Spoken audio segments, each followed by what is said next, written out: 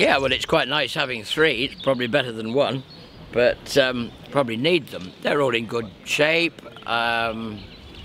It's funny, BITE BUVEUR D'AIR, he's come in sort of on not the most sort of expected route, in that he started, he went chasing and he won his first 2 races over fences.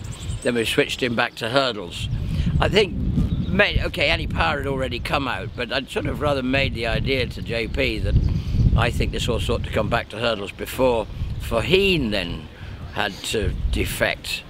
And he won his race very well at Sandown, but not being too unfair, he had to win that. The competition wasn't, you know, for a champion hurdle trial, it wasn't exactly exacting. So he's done that. Brain Power's coming the opposite way. He's come through the handicap hurdle ranks. He just looks as if he's been progressing all the way through, and he's got to a point now he has to come into these sort of races.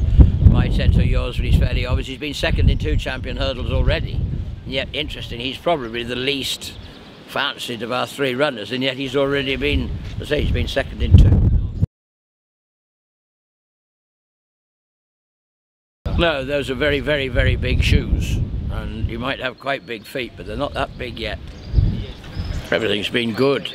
I think that, you know, where it's an extraordinary thing is we had to retire Sprinter before Christmas, and he'd been, you know, he had been the horse for all those years, and he'd won an Arkle and 2 champion chases, and, you know, you thought, well, you'd be lucky ever to see anything like that again. I'm not saying this is it again, but he is, you know, he comes into the Arkle as a very, very short price favourite, and a horse that really everybody is expecting. They expect what I just pray happens. You know, there's no guarantees in this world, not jumping fences around Cheltenham anyway, so he's done everything right and he's in good form, yeah. Yeah, well, I say he's done nothing wrong. He had a most awful fall at Kempton in the Feltham, and he was putting up an extraordinary performance on the day. Then you had to worry how much that fall was going to affect him. Yes, we got a nice little race into him at Doncaster, where he had a nice time just going around on his own and minding his own business. Hopefully, you know, he comes in here with his confidence intact. Physically, he was all right from the fall, and he'd been pretty good considering all at home afterwards. So yeah, you know, I'm pleased where he is at the moment. And Royal Vacation come out and won quite convincingly since. That must have been quite pleasing for you to see.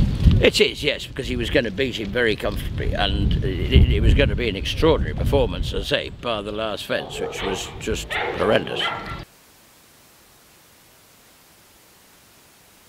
Yeah, but I don't see that, you know, I think he won round Kempton and he looked very sharp. He goes back to Kempton on Saturday for the Adonis. I don't see why he, you know, I mean, yes, he's got plenty of pace, but that doesn't mean that he's not going to handle a stiffer track, or, I mean, I'm not sure he wants very soft ground, because he is quite sharp, yes, but I don't see any problems with Cheltenham.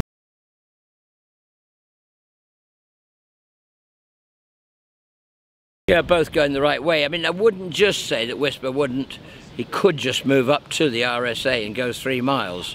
It's just in my mind a little bit. Well, Top Notch should definitely stay at 2.5.